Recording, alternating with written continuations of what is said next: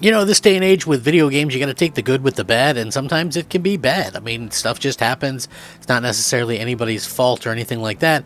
But this was very interesting to say the least, and it's because obviously, you know, Microsoft is issuing the warnings, and there's these things kind of going out around about this. You know, I'm sure that there's probably some people out there who are maybe frustrated with the situation because, you know, let's just be real about it. Xbox has been picking up a lot of steam. A lot of people maybe jumping in and trying to play their Xbox, do these different types of things, and you know, something negative like this pops up. Yeah, it's a little bit frustrating. I'm sure. For me personally, not very big of a deal, but I'm sure a lot of people are going to be very interested in this video. So I thank you guys so much for checking it out, and you know, make sure you guys leave some feedback and things like that.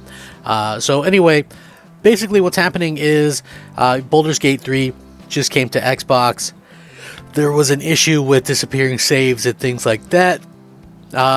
You know, pretty interesting in terms of what's going on.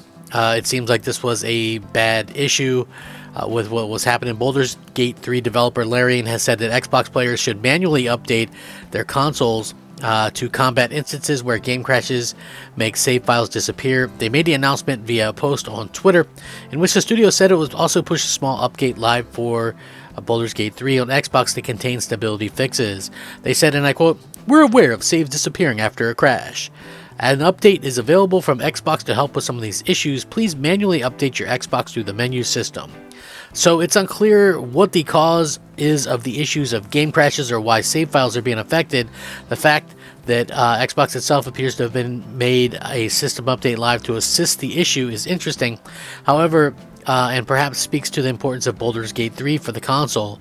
It finally arrived on the Xbox Series X and S last week after a lengthy wait without the game's split-screen mode available on the Series S. Baldur's Gate 3 has received plenty of updates since its initial launch, not the least of which a brand new epilogue to tie up the story, as well as a permadeath mode. Very interesting stuff, like I said. So basically, there was all kinds of issues with Xbox's crashing and saves and things like that. Save files were actually disappearing, and you know, that's obviously not a very good thing if you're, you know, trying to play a game. So clearly this is something that needed to get addressed, and it was addressed rather quickly. You know, and again, you know, Microsoft very quick to work with developers and things like that. So basically, following the reports of stability issues and disappearing saves in Baldur's Gate 3, developer Larian has today pushed out an 18-gig update to target the stability problem specifically. Meanwhile, saving issue is apparently something that's been targeted by Xbox itself. Just to kind of reiterate of a system update, it says, Xbox players, we've pushed a small update with containing stability fixes. We're aware of an issue of saves disappearing after a crash.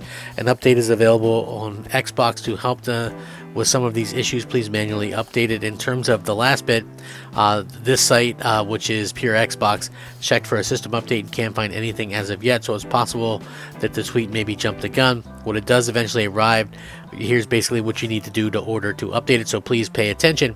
Go to the settings app on your Xbox, select system, then go down to updates. If an update is available, you should be able to prompt it to update it in there. It sounds like it's going to be a pretty important thing to do.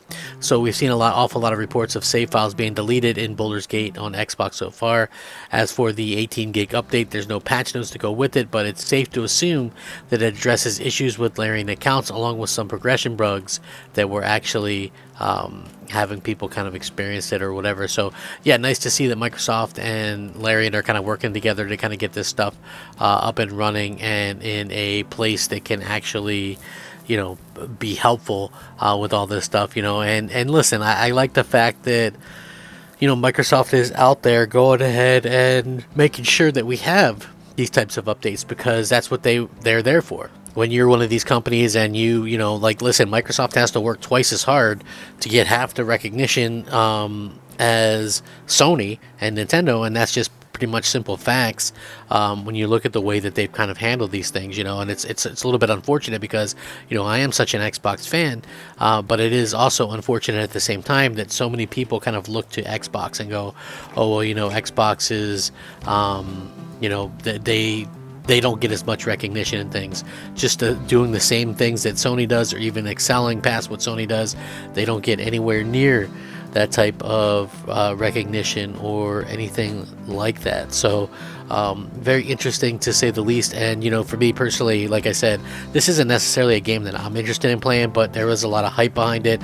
It did get kind of shadow dropped on Xbox, and that is nice to see that they were able to kind of address some of the issues and a lot of things like that. They came out clearly like, oh, Microsoft forces parody features and things, which was always kind of seemed weird to me, since Microsoft themselves with their own first party stuff release games on Series X and S that don't have the same exact features or don't have parity. So yeah, I think it really kind of comes down to where you're at or what you want to do as a gamer. But yeah, like to get a warning from Microsoft and Microsoft to go out really fast and get this fixed, it just goes to show that they're trying to do what they can as quickly as they can. And I applaud them for that, because I think that not enough places actually do that. So I do hope that we see Microsoft continue to work with developers and things like that. I can still remember back when Xbox, for instance, originally had what was considered a parity clause for like